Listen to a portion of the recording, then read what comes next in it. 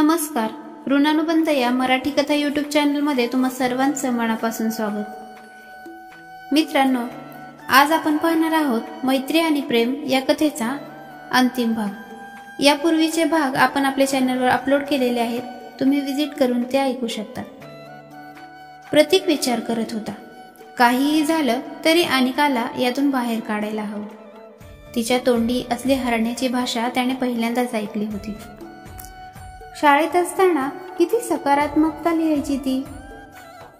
तिने लिहिलेल्या त्या ओळी आठवल्या. यूं ही निकल जाएंगे मुश्किल भरे पल, हर अंधेरे के बाद सवेरा होगा कल, फिर जिंदगी में खुशहाली करेगा राज, बस थोडी उम्मीद तो कर ले आज. हनुमान जसं शक्ती हरवून बसला, अगदी तसंच काहीसं अनिकाचं झाले. आता आपल्यालाच जामवंत बनायला हवं आणि तिला तिच्या शक्तीची आठवण करून द्यायला हवी. नेमकं काय करता येईल याचा सगळा प्लॅन तयार केल्यानंतरच त्याला रात्री झोप आली. 2 दिवसात प्रतीकने प्रियंकाची बरीच माहिती जमवली होती. तिची फॅमिली, शाळा, मित्रमैत्रिणी आणि सोबतच तिच्या आईवडिलांची देखील सर्व माहिती त्याने मिळवली होती. एक दिवस प्रियंकाच्या कॉलेज समोर एका कॉफी शॉप मध्ये प्रतीकने एका मुलाला शोधून काढले. त्याचं नाव विशाल. तो प्रियंकाचा चांगला मित्र वाटत होता, म्हणून त्याच्या प्रत्येक हालचालीवर बारीक नजर ठेवून होता प्रतीक. अवघ्या 2च दिवसात त्याला विशालबद्दल बऱ्याच गोष्टी सापडल्या, ज्यावरून त्याच्याकडून सगळी माहिती काढता येणं शक्य होतं. एक दिवस त्याने विशालला पकडलेच. त्याला अशा काही गोष्टी सांगितल्या आणि दाखवल्या की विशालला सर्व खरं सांगावं लागलं. मग शेवटी विशालला त्याने प्रियंकाला कॉल करायला सांगितलं. प्रियंकालाही त्याच कॉफी शॉप मध्ये बोलवलं. प्रतीकने ठरवून दिल्याप्रमाणे विशालने प्रतीकची ओळख एक मित्र म्हणून करून दिली आणि प्रियंकाची ओळख करताना तो बोलला, ही प्रियंका माझी गर्लफ्रेंड. ते ऐकताच प्रियंकाने त्याच्याकडे रागाने बघितले. विशाल लगेच बोलला, अगं टेन्शन नको घेऊ, तो आपला खास मित्र आहे आणि खूप हुशार आहे. याची आपल्याला खूप मदत होईल. तुला त्या संदेशच्या जाळ्यातून बाहेर काढण्यासाठी, आपल्याला या प्रॉब्लेम मधून बाहेर काढण्यासाठीच तो आपल्याकडे आला आहे. याला तू सगळं बिनधास्त सांगू शकतेस. हे ऐकल्यानंतर प्रियंका जरा रिलॅक्स झाली.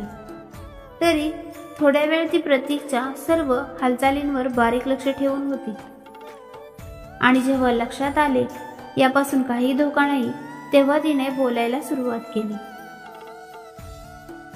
ती म्हणाली, खरं तर आमची घरची परिस्थिती जरा बेताचीच आहे, म्हणून माझं शिक्षण काही शक्य होईल असं वाटत नव्हतं. पण मला शिक्षणाची खूप जास्त आवड. ते बघून आईने मला सांगितलं की तू असं काहीतरी कर की तुला पैशाची व्यवस्था पण होईल आणि अभ्यास पण होईल. हे सांगण्यामागचा तिचा उद्देश नेमका काय होता हे मला काही कळलं नाही. पण त्याच काळात संदेश सरांची भेट झाली. एक दिवस वर्गात असताना बऱ्याचदा ते माझं लक्ष नसताना माझ्याकडे बघायचे. हे मला जाणवायचं. पण आमची नजरानजर झाली की तेव्हा मात्र ते नजर दुसरीकडे वळवायचे. मी काय आता एवढी दूधखुळी नव्हते. मला पण त्यांच्या डोक्यात नेमकं काय चालू असेल हे लक्षात आलं. म्हणूनच विशाल आणि मी मिळून हा प्लॅन बनवला आणि त्या प्लॅनच्या माध्यमातून शिक्षण होईपर्यंत सरांना याच पद्धतीने बोलत राहायचं आणि खुश ठेवायचं, जेणेकरून माझं शिक्षण बंद पडणार नाही. सुरुवात इथून झाली, पण हळूहळू एक गोष्ट वाढत गेली. सर माझ्यात अजूनच गुंतत गेले. त्यांनी माझ्यावरती शिक्षणाव्यतिरिक्त देखील भरपूर खर्च करायला सुरुवात केली.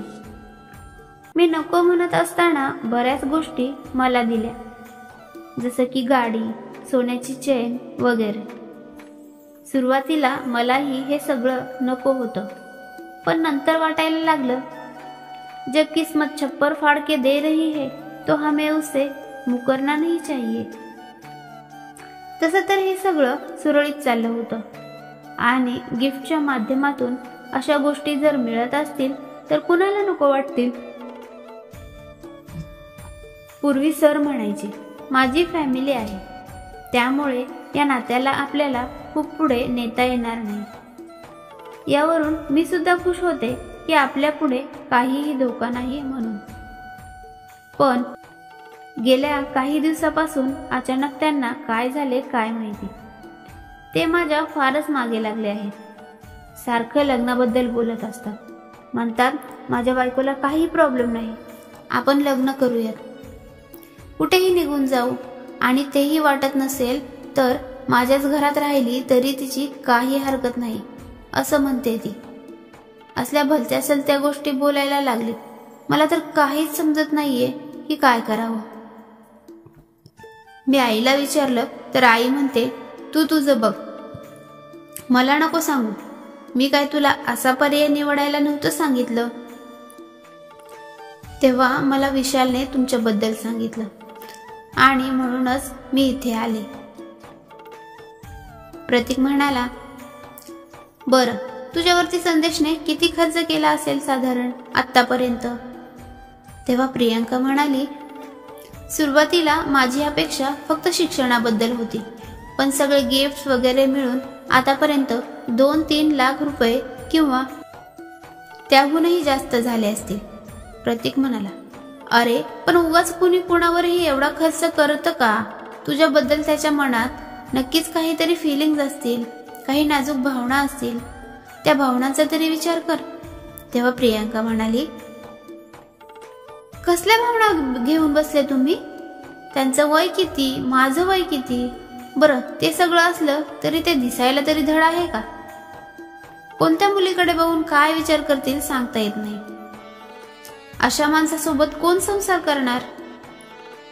बरं, तेही सगळं ठीक होतं, पण जो आपल्या बायकोचा नाही होऊ शकला तो मला काय प्रेम देणार? आणि मी तशीही काहीही असलं तरी फक्त विशालचीच होते, आहे आणि विशालचीच राहणार. त्याच्यावर माझं मनापासून प्रेम आहे.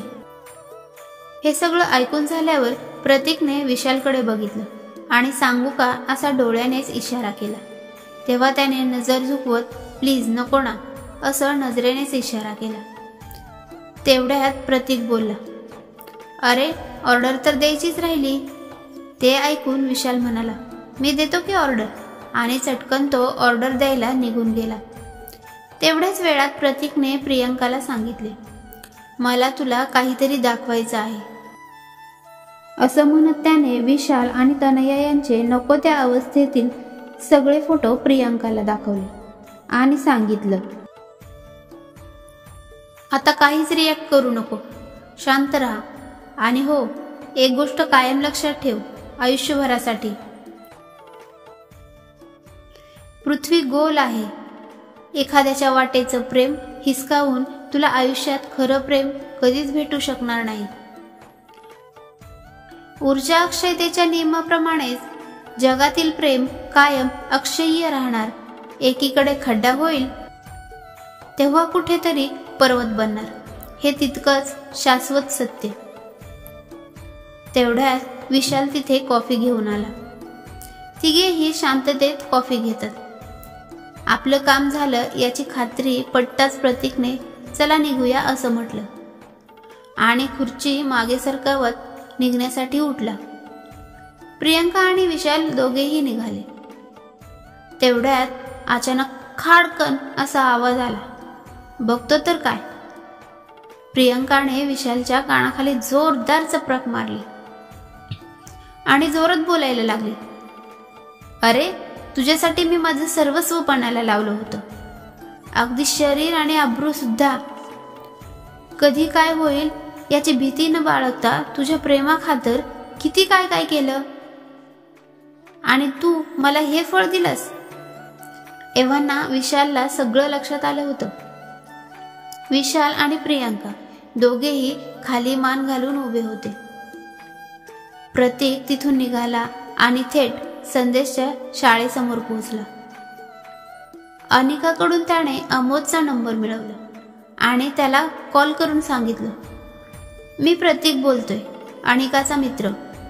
तुम्ही संदेश सरांना घेऊन शाळेच्या समोर असलेल्या कॉफी शॉपमध्ये येऊ शकता का? जरा अर्जंट बोलायचं होतं.